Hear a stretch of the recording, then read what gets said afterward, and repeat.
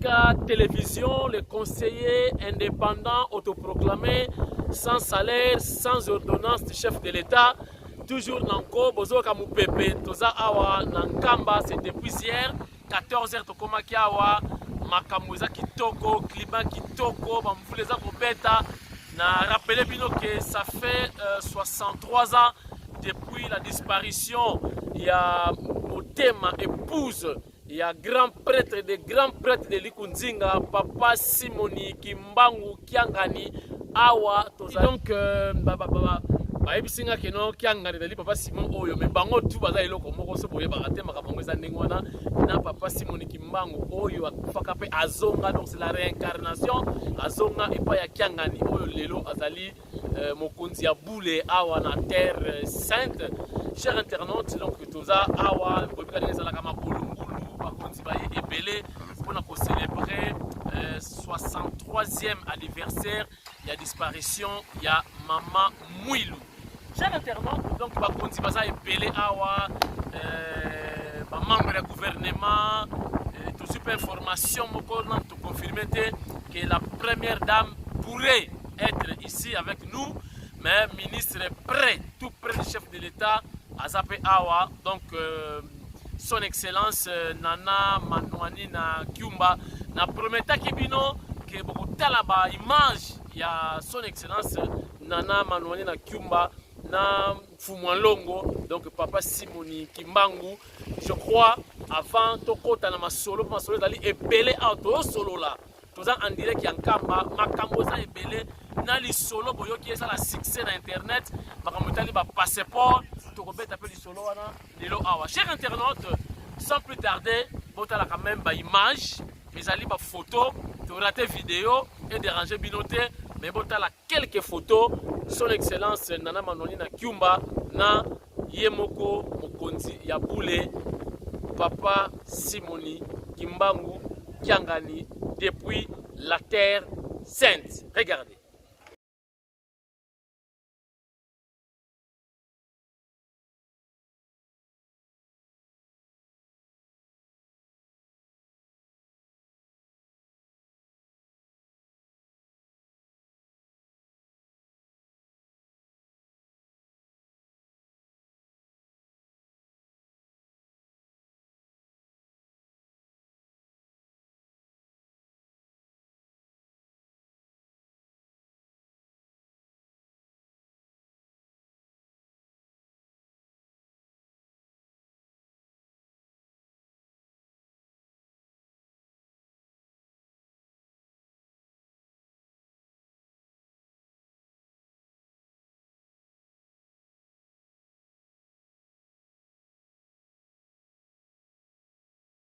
De retour sur ce plateau mobile de Tindika Télévision. Chers internautes, je crois que vous avez une image de son excellence Nana Manouani na Kiumba, Mfumubuku, Océan, Moulonge, Chiwa, Kalasa, les professeurs des universités. Chers internautes, Boyoki ma solo sur la succès, ma solo et donc révélation sur le passeport Yaba Congolais. Chers internautes, Oyo balobaka pona Fachi Beton. O kutu Kabila zaki na pouvoir awa atikala ko kaba mabele te Fachi ateki mboka. Ya solo? Est-ce que bozo yeba cause ya ba guerre ya mikolo yo? Oyo M23 bakota soki makala soki wa babimi. O ba M23 comme mi balé ba groupes armés bimi belé bitumbe zongi yanko. Nala ko expliquer bino. Chers internautes, bateka biso nde kala na mboka na biso. Est-ce que boyebi lisolo moko na betaka kala na Angola pasteur moko ateka église ateka na bandimi na instrument bandimi bayebi te. Akopere na pasteur mususu akosi bandimi alobi na kei poto kotanga. Mais natikeli bino pasteur oyo akamba bino tina koya. Sans que bandimi ba yeba ke bateka bango na église na instrument na baban yango esalami bandimi ba eko yeba parce que pesa avance ya mbongo Tango pasteur akenaki ba kope na poto kope simbite azongi ay kosenga reste ya mbongo mbongo zate bagare bi entre ba pasteur nde bandimi ba yebi ke basi bateka ba bandimi ba fasha. Donc ndenge za photo fâché déjà. Photo fâché déjà. Donc ndenge za boto na méchant bateka biso Congo tu na 3 sortes de passeport. Tu as un passeport ya bleu, tu as un passeport vert, yango yanga ya passeport de service. Tu as un passeport ou bien un passeport diplomatique. Cher internaute. Nous avons un passeport na biso maman a sali émission abimisi ba secret, nga pas un passeport na nga yango. Na contrôler. Effectivement, na moni minafet. Ah. Na beti minafet na Google effectivement ebimisi ngai masolo ke Rwanda. Donc, ministère des Affaires étrangères ya Rwanda nde azo simba makambo yo a contrôler kabiso. Si ok na DGM, baso beta non, kamwa simambweni, Georges a voyagé à quelle place boy. Kuna déjà la nenga systématique, basi batimele ko voyager ok mo. Donc, so mba dame ba ko dame yo. Atoke na Suède, atoke na Kuala Lumpur, atoke wapi ba yebi ke so bimi. Tout est contrôlé, cher internaute. Bateka biso, bateka na mboka na biso. C'est gravissime comme révélation, cher internaute. C'est gravissime. Na likolo bakobazo ko sabino passeport ya RDC. Mais non! Ezo utesika mususu. Yango boyoki. O Rwanda tongi boye. Oye koma Belgique. Oye koma boye na boye. Bali konna na biso. Yango passeport ya mikolo oyo facha bimi minafeti ezate colère siko ebandi yango moni Kagame azomona daika ka lelo do abare fachi. Vous comprendre? Sikoyo na oyo akenda na oyo aye na nateka mboka. Na nateka mboka cher internaute passeport ya bisote. Ya bisote. Awa, il nous contrôle. Donc je comprends, yango zomona ba étranger bazo ya ba touriste, bazana Goma, mais bazo ba bazana Rwanda. Ngamu na tali documentaire na France 24. Bazo ya ko visiter est ya Congo. Mais na France 24 bazo ba bazana Rwanda. Donc ce n'est pas clair. To risquer ba ituri on doit voir clair sur tout ça. Chers internautes, na prometa ki bino lelo bomo na live. Oyo ezali avant goût, boko vivre événement ndenge le kalelo awa na Nkamba. Ndenge to célébrer 63e anniversaire, il y a disparition, il y a Molongani épouse, il y a papa Simoni Kimbangu. O accompagné partout dans les difficultés, nyos oyo ya traverser ki na yango. Beaucoup de temps, image, dans commentaire, les images parlent d'elles-mêmes. Mais, boyo kasiko bande ko mususu pe ba combattant, oyo bakoloba par rapport makambo tozaleli awa, par rapport pe ya makambu oyo ezakoleka ya ba passeport. Merci. OK.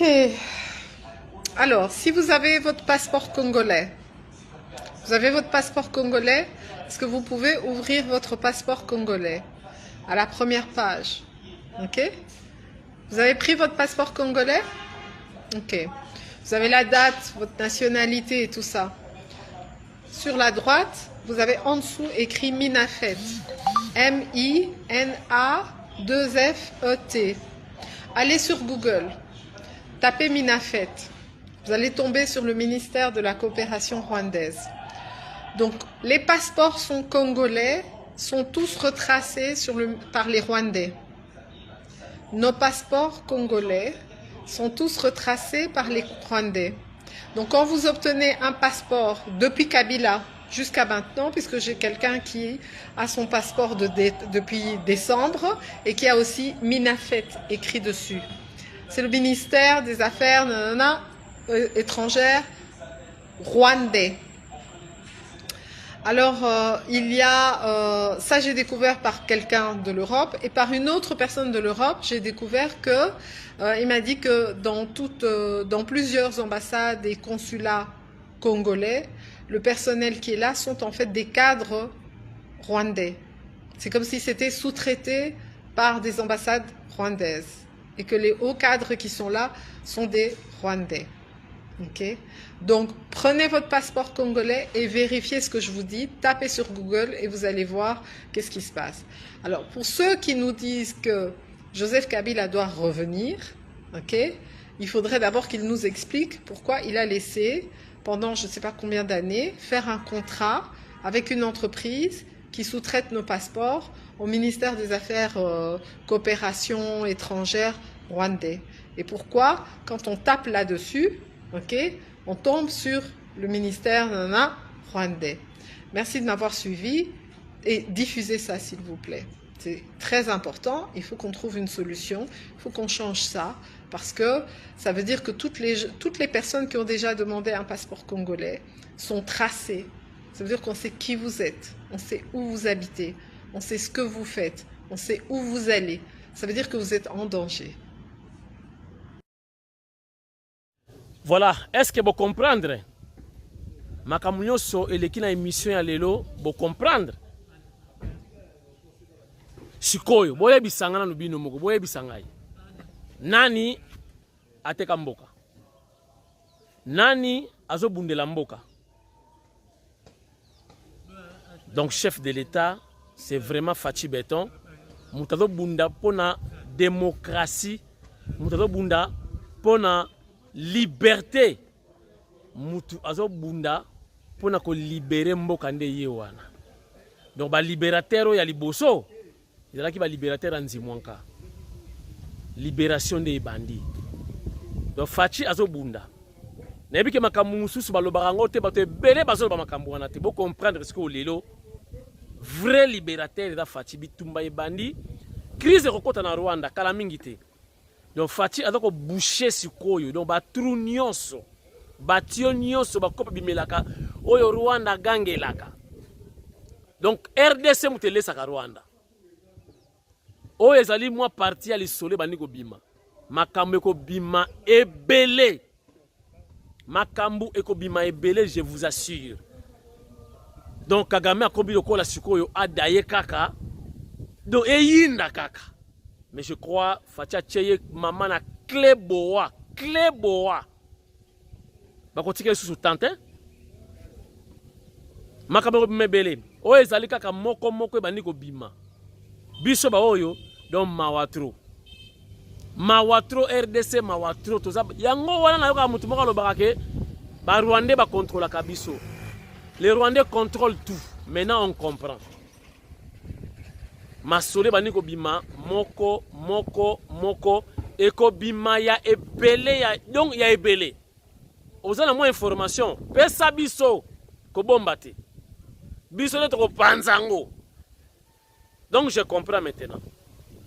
Bosambela makasi pour la Fachi Beton bitume comme makasi vrai libérateur ya Congo yewana Fachi Beton.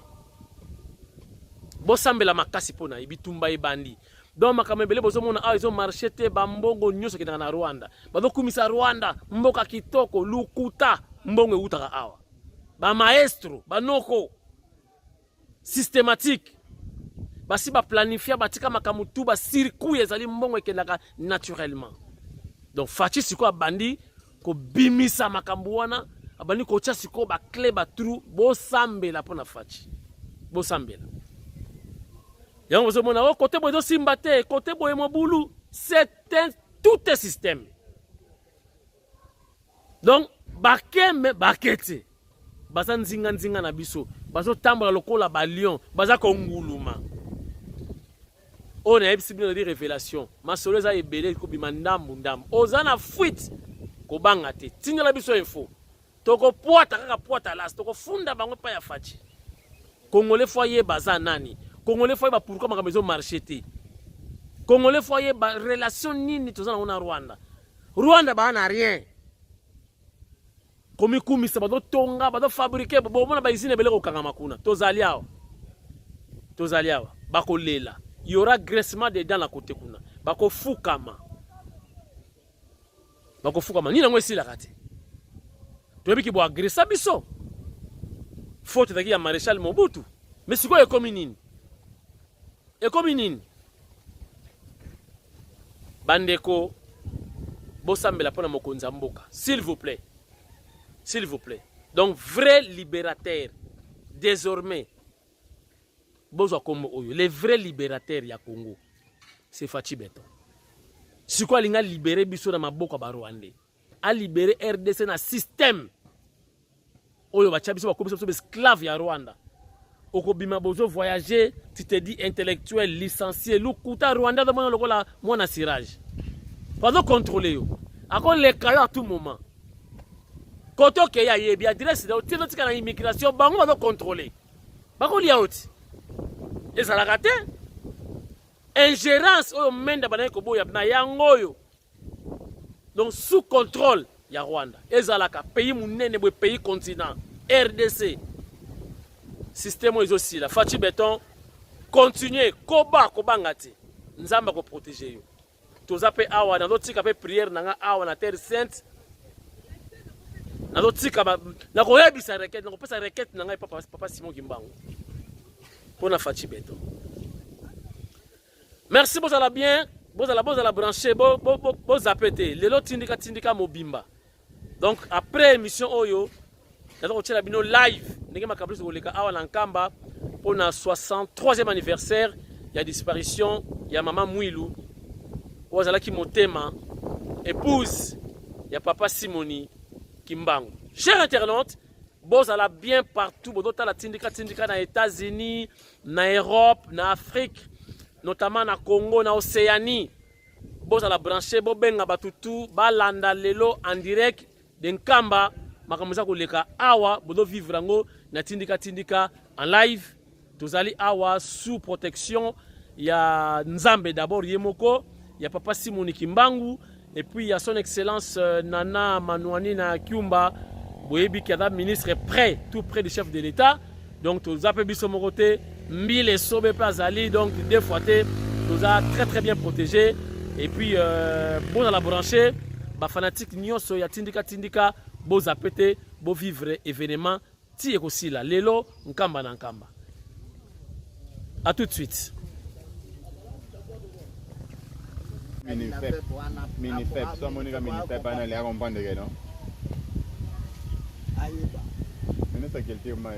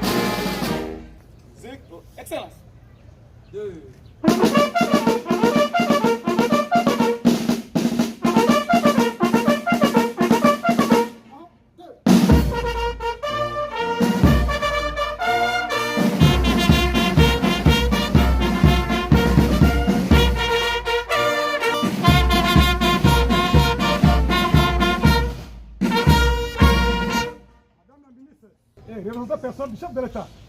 Excellence, le détachement d'honneur de la police nationale congolaise, Congo central, sont rangés pour vous accueillir et vous rendre les honneurs à l'occasion de votre visite en camp en Nouvelle-Jérusalem. Je vous invite à passer le détachement en refus. Le commandant de détachement, le sous-commissaire adjoint Maël Moulanga, officier, à vos ordres.